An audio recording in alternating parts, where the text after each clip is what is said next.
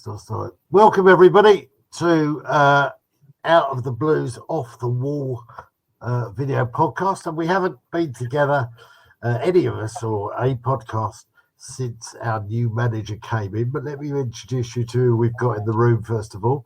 Lord Attenborough, Kev Good Allen, everyone. and I have to be pleading guilty because I was the one that named him Lord Attenborough. Yes. The first time I met him, he looked like Dickie Attenborough, and I thought, Lord Attenborough, brilliant. We also have Wayne Stoneham representing the Millwall Supporters Club, okay, and of course, Block 4's finest, Rob Woodford. We may be joined by a couple of other people later on, but we'll see if they manage to work their technology out and come into the room. But first, let's start with you, Kev. We'll go around the room. Quick thoughts on yesterday's results. Well, unfortunately, I was working most of it yesterday, so I only saw little bits and pieces. And to me, again, it's the final third that we just don't produce nothing. Yeah. You know, I'm old school, I think. I like to see a winger get down a wing, cross it over, forwards there, banging the net, thank you very much. But we don't seem to be doing that. Having said that, I did like Winter's goal. I thought he took out well. Because we don't have, that's one of the criticisms on social media a lot, is we don't have shots from anywhere outside the penalty area. And there you go. Look, the ball's pinged out to Wintle. And I looked at it from a different angle this morning, and he's come in from quite a way out, and he's hit this with the outside of his foot, and it's curled in the bottom. And there you go. If you take a shot, you're always in with a chance, aren't you? Yeah. Wayne, what were your thoughts about yesterday? We are talking about Sheffield Wednesday versus Millwall, of course. Yeah, I watched it. Watched it on Facebook. The guy on Facebook that puts it on. I thought we were okay. I didn't think we were bad. I think he's got a little while now to sort it all out. We've got no midfield. That's the problem. We've got no join, and they take over the midfield. So and we produce nothing from midfield to give to the forwards. That's why we're not scoring. Okay, Rob. Yeah, well, I agree with the midfield point raised, Wayne. Views of yesterday's game, I actually thought we were piss poor in the first half. We kept turning the ball over, and if you turn the ball over, you're going to get waves and waves of attack. And all I could remember hearing on the commentary was Batesy saying, here come Wednesday again, because it was relentless. And how we were not two down at half time is a mystery. But whatever the new gaffer said at half time, it did the trick, because we come out with more energy, more pace, more movement, more composure. And the two goals, good composure was needed for the two goals. And Ryan Wintle does give us something different, because you mentioned the midfield, and you cast your mind back to the game when we played Stoke away. He took a free kick which set Aziz away on the left, which led to the goal, Coburn's goal. Normally our free kicks are just pumped into the box, but this was something different, and he gives you something different. So, and I don't know whether he's going to go back to his parent club in this transfer window, but we certainly need to address the midfield issue at the moment, because we're a bit too samey in that regards. We've got nobody that drives forward with the ball. There's no link between the midfield and the forward line. It's hard to try and imagine having a Keith Weller in this side, or an Alex Ray, or a Tim Cahill. But players of that ilk would give us the edge, I think, at the moment.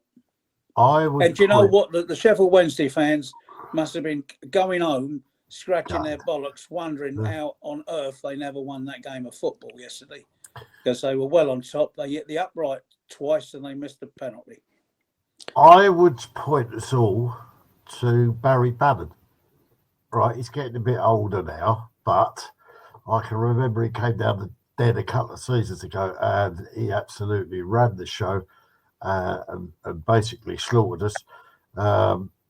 But he sits in that midfield for Sheffield Wednesday, and it's like watching basketball, really. Everything goes to him, and he distributes from there, and it works really well. And I mean, Casper Denori, very talented young man. George Saville, I'm afraid George is looking a bit knackered. All right, he's played a lot of games in a very few space of time, but then so has everybody else. But George, I think, has gone off the boil somewhat. Having said that, fair play to him. I loved his free kick. I don't know what Windass was doing when he sort of tried to kung fu kick it away, and it's gone through to George Honeyman. And let me just say, I think George Honeyman, that game was tailor-made for him. Playing in the 10, he suddenly stepped up. He looked like a number 10, and he was all over him. And his work rate was fantastic. I thought he played really well. That was a really good game, probably the best game I've seen him play. And he took his goal like a seasoned professional, is a silly word to say, but a seasoned striker. But yeah, really good. So I'm glad we got a point. But as I said on one of my posts, I think we got away with one there. And the Sheffield Wednesday fans must be absolutely tearing what any hair they've got out, wondering how they didn't win it, because they've hit the post 3 times and had a couple of shots which shaved the paint off the post. So yeah, so happy days. And like Wayne said, he's got now, what's he got, 10 days off to sort He's it all got 2 weeks, isn't he? Because it's only the cup game. He's got 2 weeks really until the next league game, so he's got time to tell them how he wants them to play. Get his teeth into them and go for it from there. Okay, so there you go. I think we're all fairly pleased that we came away with a point, and fair play to the 700, just over 700 that travelled up there. Not an easy journey at the best of times, but on a day like yesterday, blimey, well done to you all. And yes, we could hear you as well. What do you think of that penalty? I thought it's too soft. Yeah. It was ridiculous. It's the softest penalty, one of the softest I've ever seen in my life. Yeah. And you know what I'm like with referees. I know. I've looked at it 3 or 4 times, and there's no way that's a penalty. No. No. But can I just pick up on what Kev's just said there? Because, and Mike, you know how I am with stats, right? Yeah. This one might interest. This is our Rob is our resident statter. Well, how about this one? It's been Statistician, 82 you mean? home games. 82 home games since we last had a penalty. The 29th of September 2021. That's nearly 3.5 years. So That's it's a not long just time. other teams' fans that don't like us. I would suggest it's officials as well. I cannot understand. The rules nowadays baffle me. If you've got a player who's got his arms around, just for argument's sake, Jake Cooper, in the box, and the referee has a word with him, and then he runs off again back to his position so he can see everything that's going on, and exactly the same things happens, and Jake Cooper gets hauled to the ground. Why is that a penalty? I don't understand. Yeah. I don't understand what they criteria. And when you hear commenters saying, "Oh, there's not enough in that," sorry, but if they've pulled his shirt or they pulled him down, that's against the laws of the game. So he should be getting a penalty. It's ridiculous. Ridiculous. Anyway, you know well, Mike. Every week I have a word with the referee. Yeah, I know. Yeah, they all come from the same family. They've all got the same name. It begins with C. Yeah, Ends with C. Indeed.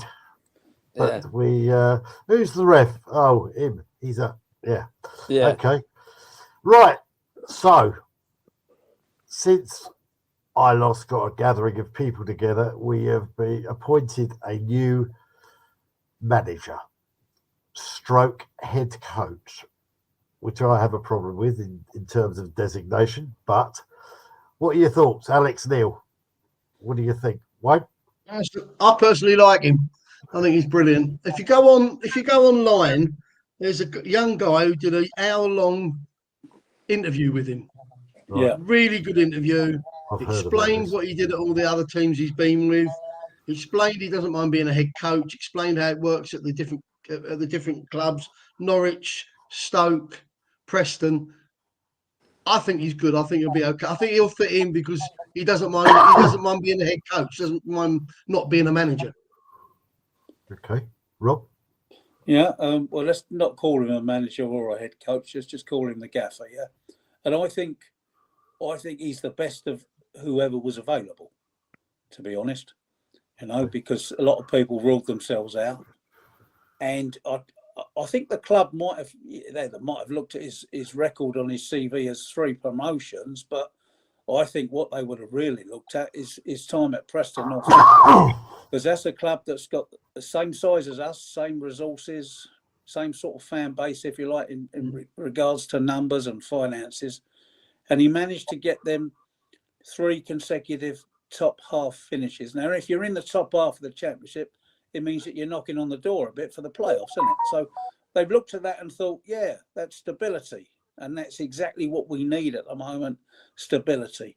And the other thing I like about Alex Neil is the fact that we have not had anybody for a long, long time that's looked anything like George Petchy. Okay, Kev. Yeah, I like him. I'm pleased he's come. He's a no nonsense gaffer, to use the word. I don't like this head coach and manager thing. If you're going to manage a football team, you're a manager. I always said coach. I don't like it at all. Alex Neil, it tell you as it is. There's no frills or what's the word I'm trying to think of? No frills about him at all. He'll tell you what it is. He's disciplined. He won't let the lads get away with anything. And I think they do a good job for us. I really do. Well, I think I'm with all of you, really. I'm glad that Millwall have actually put someone in place. But I do have an issue with the head coach versus manager thing. Yeah. Because for me, a manager is a coach as well. He comes into the club. He will take the team and he will coach them in the way that he would like them to play. Therefore, he is the head honcho, the coach, which puts the next guy down the line would be the assistant coach, wouldn't it? Is that David Livermore or the new guy, the Scottish guy that he's brought in? Martin Canning, yeah. Yeah. I don't know a lot about him. No, I don't know. Mainly in Scottish football. He was mainly in Scottish football. Which is a bit of a shame. So no doubt we'll be seeing Nisbet back soon then. But yeah, no, I've got a bit of a problem with that head coach or manager. As far as I'm concerned, it's one and the same thing. And I just want him to be left alone, if you like, so that he can get on to coach the side the way he would like them to play and then to manage the team, on a match day. So to me, one and the same thing. And I think he's going to be looking very, very carefully at the squad, the players, assessing them all. And then he kind of indicated that he will do that before making any decisions about transfers, which brings us nicely on. But the way that he was speaking makes me think that, I know there's a load of rumours about Tananga and Esse. It makes me think that he might well dig his heels in and say, for Christ's sake, we've got to keep these people. And I'm not sure if we are going to be letting them go that easily. And if we do, they're going to be bloody expensive for anybody who wants to buy them. Yeah. Rob, I know you got some thoughts. Go on, sorry. I don't mind giving way because No, go on then, mate. Yeah, go on, carry on. I've lost track now. Go on. I've Well, lost I track. just Okay. think, when it comes to incomings and outgoings, how much control does he have in that? Exactly. And obviously, with his experience in the Championship, he's going to have a few contacts of players he'd like to bring in. I like him to bring down that old centre forward he had at Preston, the big Danish guy. He'd do us a turn at the moment while Coburn's not fit. But as regards to the two players you mentioned, I think it would be an absolute disaster if we sold Tanganga in this window, because our whole defensive record this season is been at its best whenever he's played. Yeah. Right? And we haven't lost a game this season by more than the odd goal. Now, I can't remember ever getting through to, the second half of the season without losing a game by 2 or 3 goals. And as regards Romain Esse, I just think, look, we could cash in if we can get 10 or 12 million for him. It means that the new gaffer could start to rebuild the squad with players that he wants to bring in that are Championship standard. With that sort of money, I know it won't all go on more players, but a certain proportion could be used to bring in 2 or 3 players that could go straight into the team, not squad players that could will be first team regulars from the off. That's my opinion. Sorry. Kev? I've got a feeling that both those have got sell-on clause with they can only go for a certain amount. It gets to, I think, SA's 11 million. If we offer 11 million, if he wants to go, he can go. And I think it's the same with Tanganga. I understand that Tanganga doesn't have a sell-on clause. Brilliant. And the SA's one was 12. However, as I said, there's a lot of speculation about SA. And the teams that I've seen attached to him, and I know, look, I don't like to put it on out of the blue. Some of these posts from some of these moody football sites just spew absolute rubbish. But according to one of them, the last one I saw, Liverpool, Newcastle United, Manchester United, and Leeds are all interested in SA. And of course, Crystal Palace are in the background there somewhere. And I think, well, if you've got those clubs competing to buy a player, then 15 million is a joke, because they will bid against each other, and they will start putting bids in, and you're going to start creeping closer to 20.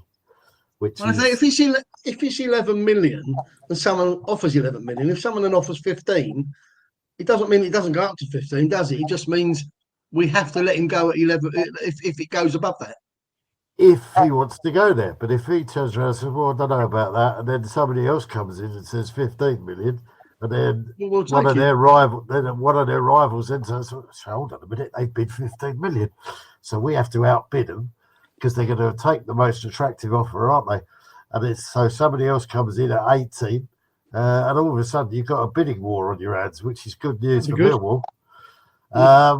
As for Tanganga, I mean, I've seen him associated with Wolves, who quite realistically could come down. So why would he want to go and play for Wolves, and I'm not sure, he's a London boy anyway, so he would want to be staying in the area, I would have thought. But yeah, I think it would be a total disaster if we lost him, because we'd have to replace him, and that's going to be an almost impossible task with our budget, as it were. Kev, you were going to say something? Yeah, I was going to say, I want to keep them both. Yeah. SA, maybe let him go in the summer if we get a decent price for him. I do like SA. He's exciting. I just wish he'd control himself a bit at the last moment. He tends to do one shot too much. You know?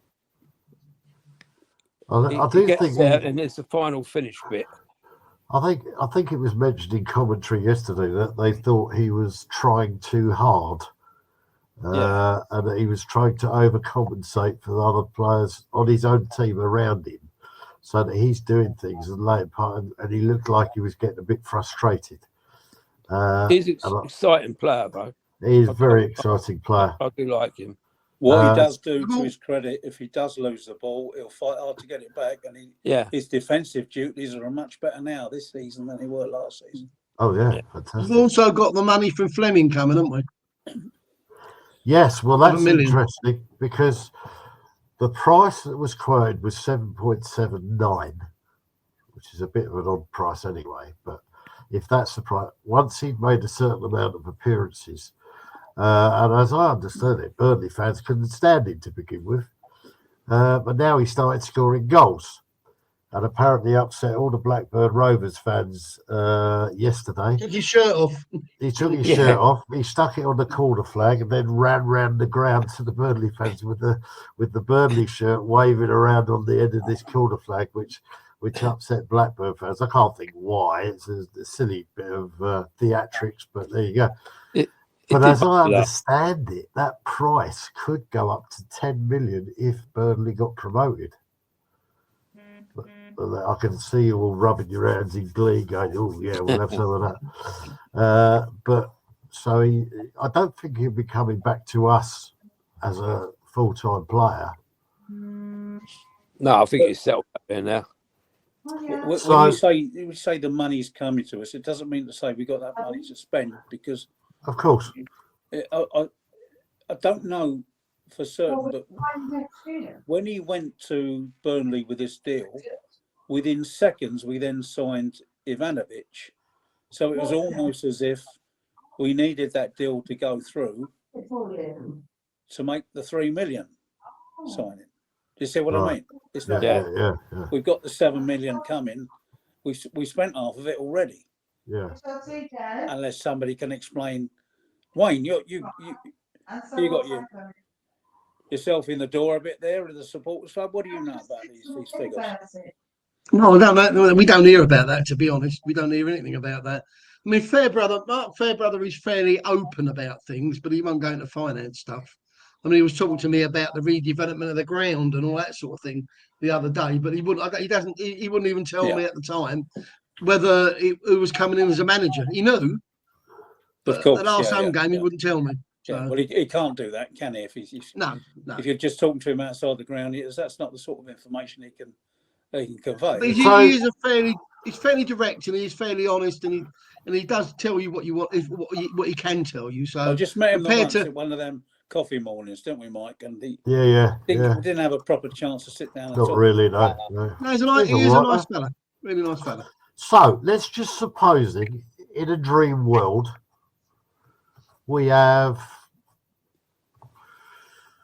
let's say, I don't know, a ballpark figure of say 12 million to invest on other players, and this is supposing that Tanganga's gone, SA's gone, and the money from Zian comes in, right? So we've got 12 million. Who would you have a look at to buy in? Kev? I haven't got a clue at the moment. Quite honestly, it's probably best to ask us what positions we'd like to. Yeah, okay then. What positions do we need? Well, we obviously need a central defender. Yeah. Well, if Tanganga goes, we need two, don't we? Yeah. Anybody know what's happening with Wes Harding? No. It will appear that he's perhaps out of favour for whatever reason. He's been ill recently, apparently. He's got a cold. But the other one I've seen somebody was touting about is bringing Nesbitt back. No. Not for me. Not for me. I don't think he's of the standard, but you know. I've got some friends up in Aberdeen who are Don supporters, and they don't rate him much. And yet, on his debut, he scored up there, didn't he? Yeah, he scored the other day as well. Did he? Yeah. But they're not rating him. But ones I've been speaking to in Aberdeen now. Well, if they're not rating him in Scotland, yeah, that says a lot, doesn't it? There was also rumours about him turning up for training late and making a bit of a scene at the end of season awards last year. So, I mean, whether he's fallen out of favour with more than just his fellow players is something we just don't know. One would There was, imagine. there was him and one other, I think. Nisbet and one other was, I think somebody else we pushed Was out. that Michael over Ferry? No, yeah, it might have been last season. Yes, they both. Oh yeah, They both had bad attitude, and they both turned up late for training constantly. Yes, but I think if Nisbet has upset somebody at the club, given that management personnel that we had then have now left, you have to imagine that it's actually somebody quite high up within the club in the hierarchy. So, director or whatever. Yeah. In Steve Gallen's interview recently, he did make a point of saying that Nisbet is definitely out on loan. He's still a Millwall player. Read into that what you like. But could he do us a favour at the moment? I'm not so sure. I think, frankly, if you've got, and I don't wish to diss any player, but if you've got Nisbet or Bradders, I think you'd choose Nisbet, wouldn't you? Just because Bradders. yeah, Bradshaw's. I think he's past it now. I think he's League One, League Two. I think Bradders is now one of 7 players that be out of contract at the end of the season. Right. Is that right, Wayne? And Wrexham I'm were not sure how many. associated. He's one that's out. There is 7 out at the end of the season, definitely. Yeah. But I think Wrexham were looking at him, and they look as though they're coming up. So he could be facing us. Just while we're on, I've just sent you, Mike. I've just sent you a link to a YouTube. Oh yes, I've seen it. Podcast. Yeah. That's Alex Neil. We want to send it on to Lord Attenborough and Rob. Yeah, I will. That's Alex I Neil have talking to seen this it. guy for an hour, and it explains everything about being a head coach and how they get players in and how they do transfers and all that sort of thing. The guy's called Gab, isn't he? Yes, that's the guy. Yeah. Very good interview. Yeah. Yeah, brilliant interview. I think Alex Neil is quite a difference, if you like, to Neil Harris, in that he's your typical doer Scotsman. Yep. Doesn't seem to make jokes, but I think he'll steady the ship, as you like, and he's been there, done it, and I think he must be looking and thinking, what the hell have I got here?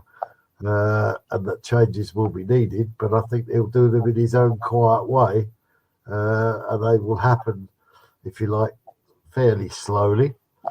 But the transfer window is obviously a lottery, and for Millwall fans, it's murder. I mean, so we agree we need a centre back and a centre forward. Is that all? I think we need the midfield. We need to strengthen the midfield. We need a midfield needs to be midfield. strengthened. A creative midfielder. It's down the spine of the team, isn't it? Really, that's what we basically need a midfielder that can take over a game and control it and dictate what goes on, which very few and far between. But you were right about Bannon. He's he's the type of little horror that's great when he's your little horror, but he's not so great when he's playing against you. But we need a Bannon. We do need a Bannon. Yeah, I got a lot of time for him. I've just seen on one of the websites there, whether it's true or not, I don't know. It's we're weighing up a move for Sparta Rotterdam centre back, Mike, something or other. I can't pronounce it. Yeah, right. 6'4", bit like me. Yeah. What's his name? Mike. Mike. Zen.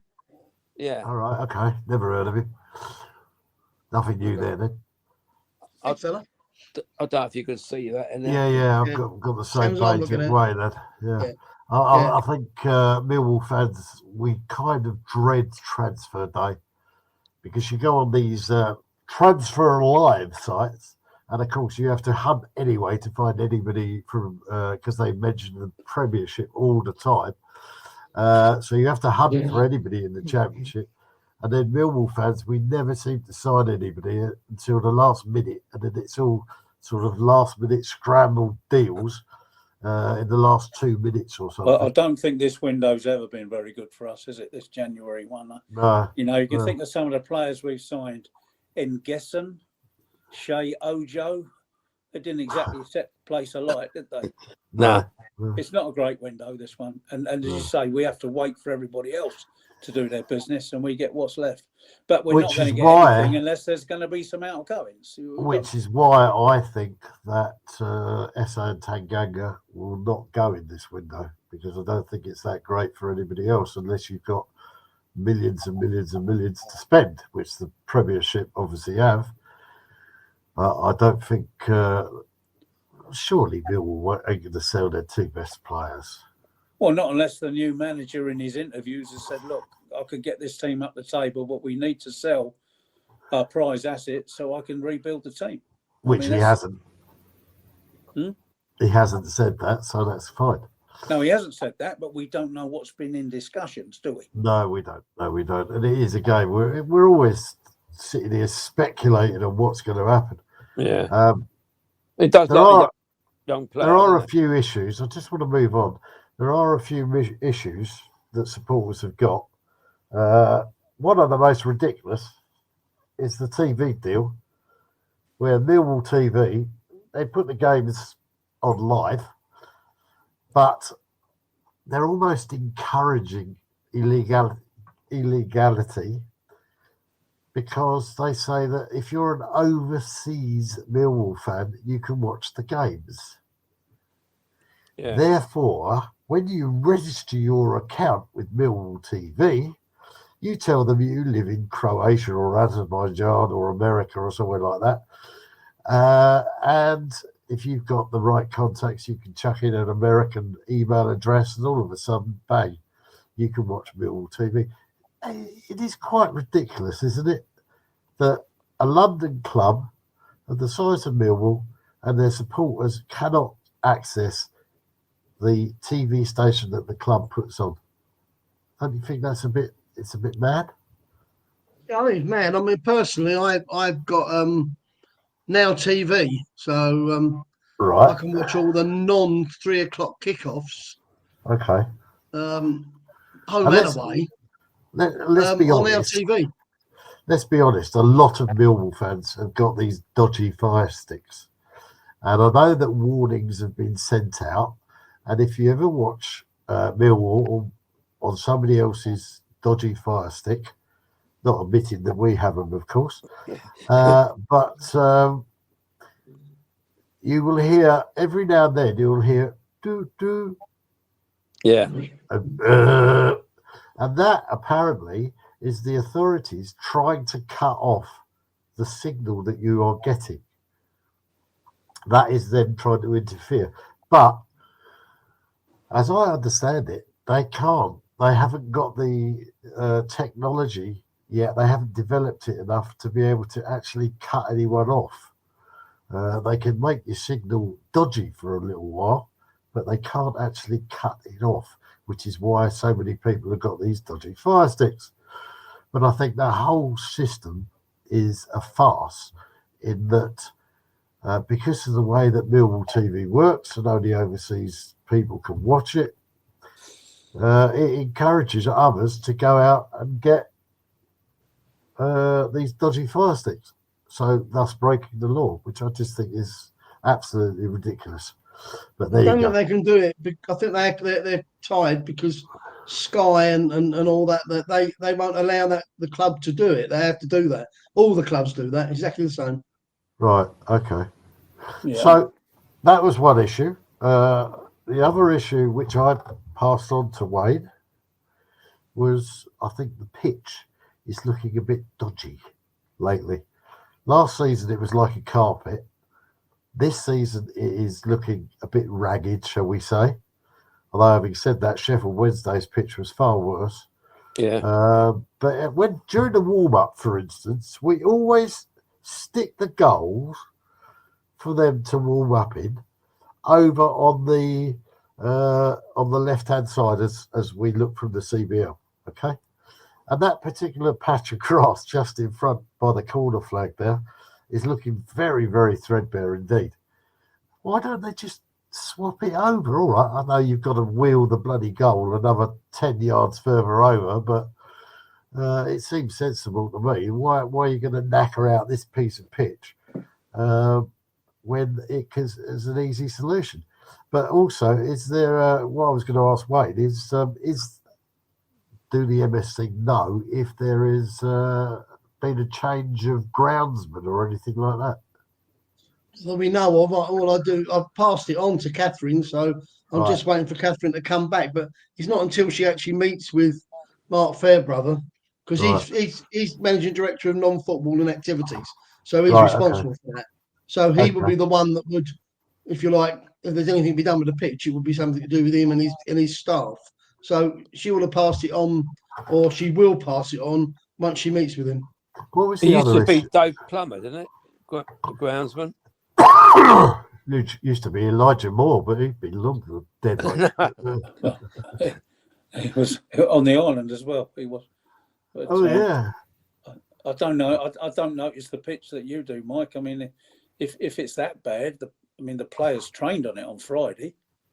Compared to what it was when Manchester City came down and you trained on it in preparation for their semi-final, their FA Cup game, where apparently Guardiola has supposedly said that the facilities were top class and the pitch was absolutely magnificent.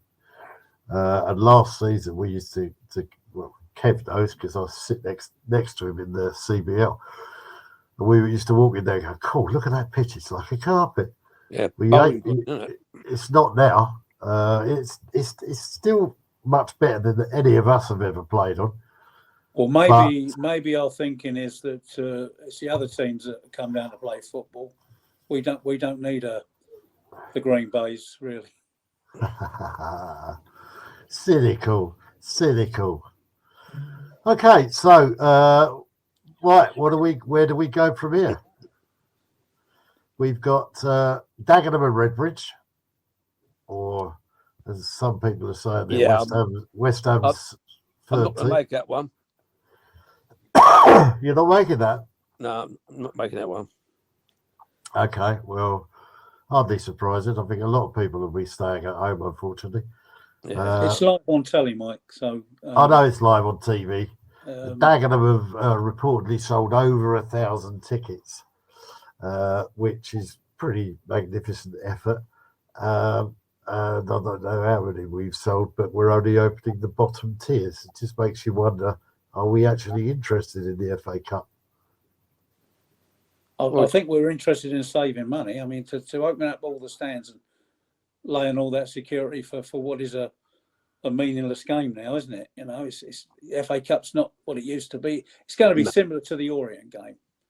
Right. A very poor atmosphere, potentially an embarrassing result. Yeah, and live on TV. And you say 1,000, they sold 1,000 tickets, where their average is 3,500. They've sold over 1,000 now. They've got a much higher average than that, so you'd expect them to sell that many. Right, okay. And the rumours that half of them will be West Ham are probably unfounded. Nothing to see here. Yeah, exactly. Nothing to see here. Why?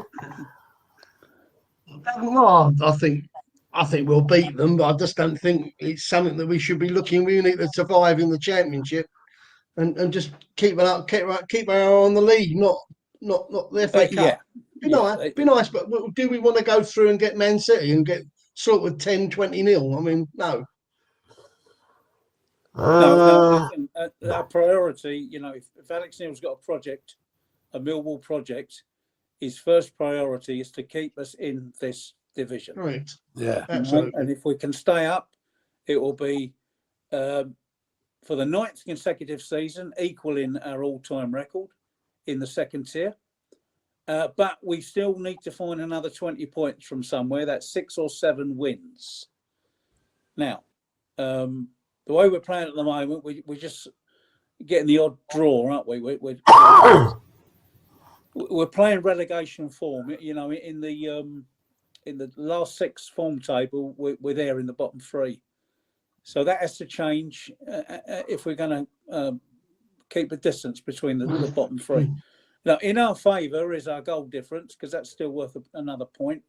And also in our favour on paper is the next 2 months' fixtures. But that doesn't mean anything with Millwall, does it? No. You know, sometimes you're better off the top teams and trying to get a result. So the next home game, league game, is Hull City, isn't it? Well, the next Yeah, two I say- are within 4 days, and they're both against teams with us in the bottom half of the table. Yeah, see, Hull No, City I did don't- really well. I don't think for 1 minute we've got to the must-win stage, but both of these games I would suggest are must not lose. Right. As far as the FA Cup is concerned, can you imagine? I understand where you're coming from, Wayne. Do we really want Man City or Liverpool or Tottenham or whoever it happens to be? It's a lovely dream, isn't it? But do you remember the days when we played Everton? And there was just a feeling around the team that if you come down to the Den, you're going to have a hard time beating us. That is no longer the case, I would suggest, in that we are in some sort of transition period and we don't look as though we're going to invite someone down the Den and give them a right hard time. Therefore, I would suggest perhaps that's why we're not that interested in the FA Cup. But of course, if we did draw somebody like, I don't know, Southampton or Fulham or something like that, and we give them a trouncing, I think everybody would suddenly become very interested in the FA Cup as a rather a nice distraction, as it were. But at the moment, Mike, can I just say, I'm not sure if it's a case of not being interested. I think it's a case of having priorities. Yeah, priorities. And the league is our priority. Yeah. And I'm with George Graham here. Years ago, he said winning became we used to put out strongest possible teams for cup competitions. We don't do that anymore. No team does that anymore. No. You've got squads now. You've got 9 substitutes on the bench. Some of these lads are not getting games. So they need minutes. They need game times because you never know when they're going to get called upon. Right. You know, the injury situation we got at the moment is quite severe, isn't it? You think about the players that are injured. Yeah. And I saw one report on social media the other day is that we desperately need a left back. Well, we've got 5 left backs. You know, the fact that a couple of them are injured, that to me is not a priority. A priority is having a centre back, a centre mid, and a centre forward. So let me just ask at the moment. Right, we've got a squad at the moment for good or better or worse. If you were to choose a player of the season at the moment, who would it be? Kev? I think I'd go for Ruddyman. Okay. He's always, he's tireless. He's there and everywhere. Yeah. I do happen to think his best game I've seen him play was yesterday, to be honest, but, you know. Wade? Tanganga followed by Leonard. Yeah, good shout. Rob? Jeffet Tanganga by a country mile. By a country mile. All right, okay. I think mine would be between Ryan Leonard and Jeffet Tanganga. I think they both played really well at the back and basically kept us interested. Kept us honest. Yeah, I don't think Brian Leonard's had the season he had last season, as he had, and yesterday he was way at fault for their equalising goal. Was it him Yeah. down there? No, or was it Joe Bryan who didn't stop the guy getting the crossing? Yeah, but you've got to mark your players in the box, Mike. Yeah, but then a lot of them were guilty of doing that. Anyway, right. So that's basically it, guys. But I just want to go to Rob. And Rob is going to tell us all about the Millwall History and Heritage Tour, which is coming up in March 22nd. Is that right? That's about 11 weeks, isn't it? It's not far away, mate. Oh, that's right. Yeah. What do they need to know? Oh, yes, that's right. Yeah. We take a walk around the Isle of Dogs and we go to the places where our football team, the sites of where we played, the factories where the fans worked, the docks where they worked, the pubs that they drank in. And it takes about 2.5 hours, and we finish up at the Lord Nelson on Manchester Road. On our way round, it's not just about endless historical facts. It's about being fun and entertaining as well. And everybody that's been on the tour so far has had a good laugh. Well, give us your impressions of the tour, Wayne. I thought it was brilliant. I thought it was absolutely brilliant. Yeah, really good. Yeah, it was fun. It was interesting. It was good seeing the different grounds and stuff like that, and the just the area. You just don't, we all associate Millwall with the old den and the new den, but it's good to see where all their different grounds were. It's brilliant. Yeah, we try. You do need to be able to walk quite a distance. You must have done the one. I'll tell you what, you've probably done the one when Chris Bethel came on and Graham Tonks, and it took an ages to get the photographs done. Yeah, and to be honest, we didn't do the walk as time efficient. And that lady Jackie, Jack, can't think of her surname. Yeah, Jackie Knight. She was on the one I was on. All right, okay. Well, it takes about 2.5 hours now because we've made the walking route more efficient. Every single walk we do is slightly different from the one before, partly because we do research and we'll have a point and pick up, like the last one we did. Dej Kempster came along and he produced this medal, which was about this big, and it was a Champion Cup winning medal, the Southern League Champions medal, and all it's got on the back of it is A Law. Well, I have done some research since then and found out a lot more about that particular player, A Law. So that will be going into the next walk. So you're always finding out new things and bits about the Isle of Dogs as well, which is also interesting, and it is related. So it's always different.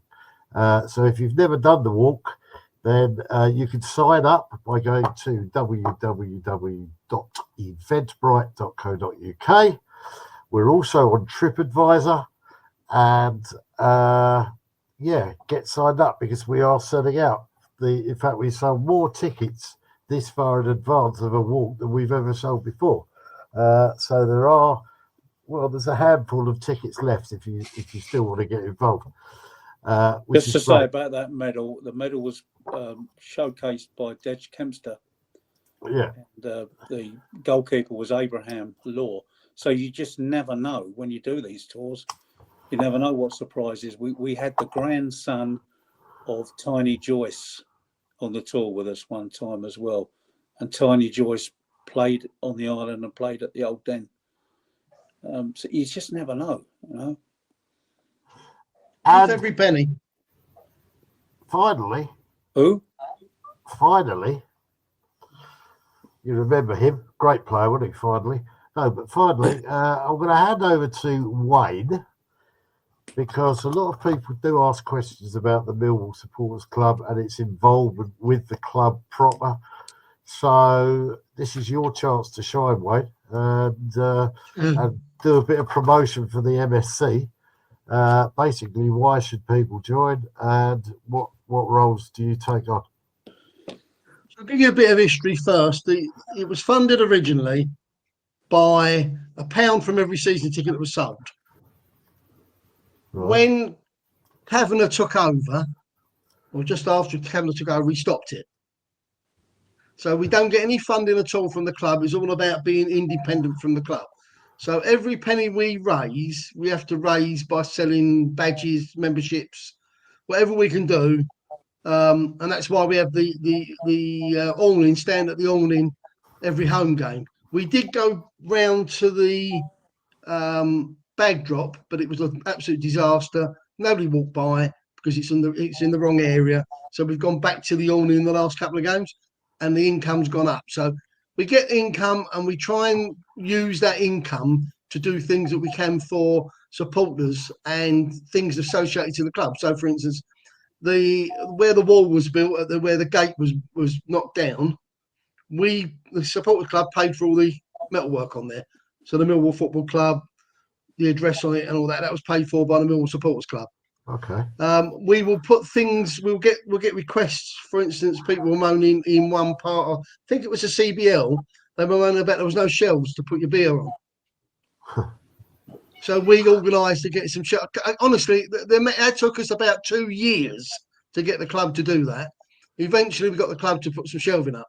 So if people have got requests, they should always come through to the info at Millwall Supporters Club.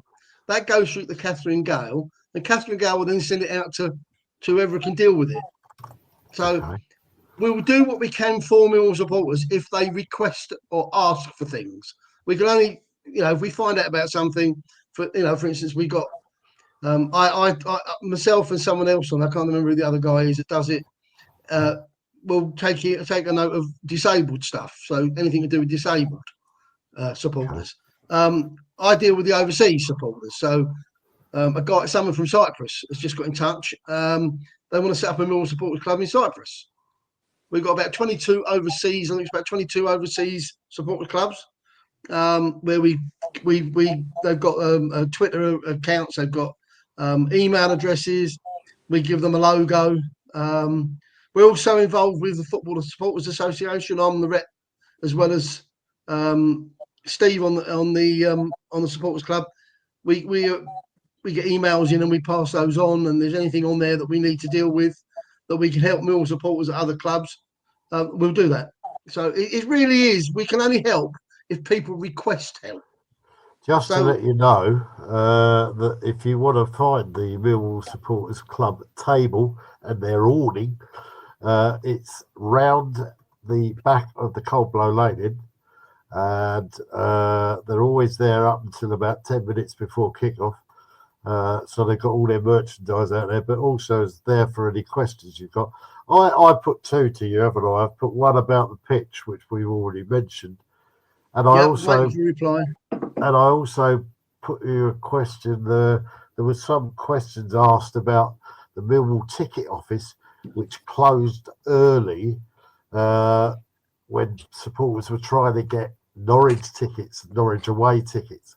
And they found the Millwall ticket office was closed, although the website said you can still buy tickets and they're still available. Nobody was able to buy them, and the coach tickets were still available. Nobody was able to buy them because basically the coach had been filled up, so that information had not filled over and not been transposed over to the website. So that's another question that I put to the MSC. So if you've got questions like that as well, not only to us, but to Alex Russell, because Alex Russell's the supporters liaison officer for the club. He used to be on the MSC. He came off the MSC when he started to be employed by the club, and he took over from Shona. So he is now the SLO, and he's very good. And to be honest, if you need any help, they can always get in touch with me. I mean, all our details are online. You go on to the Supporters Club website. If someone's got a problem, they can email me. They can email anybody on the committee. I think my phone number's on there as well. But you've got my phone number anyway, Mike. So yeah. I mean, if you've got someone who's got a problem, then get in touch. Yeah. We can only help if they get in touch. Nice one, Wayne. Well, I have to say that we already have shelves for our beer in the Kitchener stand, so we don't have to worry about that. No, but there you go. That was the moment. Every other bar had it except for the one we were told about. So that's where the posh people sit, right? Okay. So just before we go, final word from Kev. Kev, you got anything to say about anything? Yeah, an ex-player I see today is signed for Woking, Aidan O'Brien. All right. A bit of a come down for him, isn't it? Yeah, I always thought he had a bit of a hard time because he was very enthusiastic and full of commitment to Millwall. Yeah. unfortunately, his enthusiasm and commitment was probably a little bit or way ahead of his actual talent. But not being rude, but he tried hard. But and he scored a few goals for us. Let's be honest. So It's a shame he didn't sign for Deal Town. I could have had a go at him, then, couldn't I? yeah, absolutely. Right, gentlemen, thank you very much. There you go. That's your. Hang on a off the minute. wall- Hang on a minute. Well, Oh, hold on. Rob wants a word. I thought you was going around and ask for final words from all of us. No, well, I thought you'd had enough to And say. I've But been very polite, and I've not mentioned anything about you wiping your schnoz with your hanky. yeah, or well, yeah, about bogies coming out, because we could see it if it's happening, right? yeah, thanks for that, mate. I'll try and edit that bit out. Can I just say, But- we know, talking about the FA Cup, we know Woking of old, don't we? Yeah. Well, yeah, we Yes, played that, haven't we? yes. Also, Portsmouth are losing at half time, which is good for us.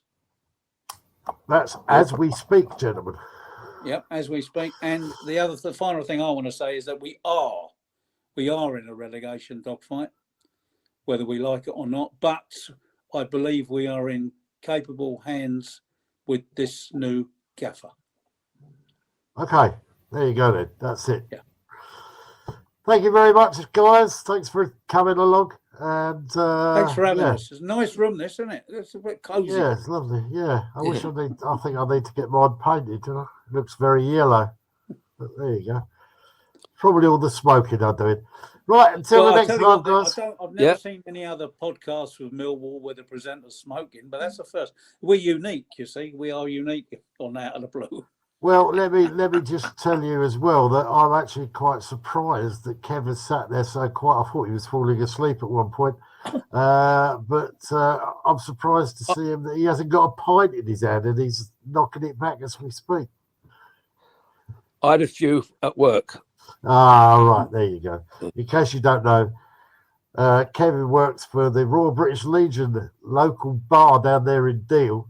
And if you fancy a day trip to the beach, not in this weather, obviously, but at some point, then Kevin will welcome you down there. And I'm sure he will take you to the local drinking places for what he likes to call a small libation.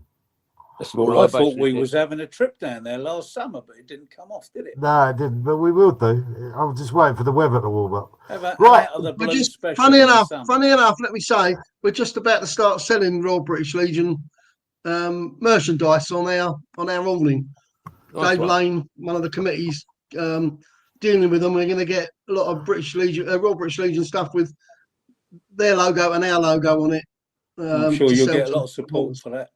Yeah, Yeah. nice one. You always So welcome everybody, me- both the MSC and Royal British Legion, get a cut from it. So Yeah. everybody wins. Good. Well, if you come to Deal, you're always welcome to come in the club. Just say little Kev said it's all right. There We you need to go. There's organise your it. invitation to all Out of the Blue members. I might even Right. buy you a pint. Oh, blimey. There you go. There's a rare occurrence. Right. That's it, guys. Thank you very much. All right. Okay, Well done. See you later, later. mate. Give me love to Chris. See ya.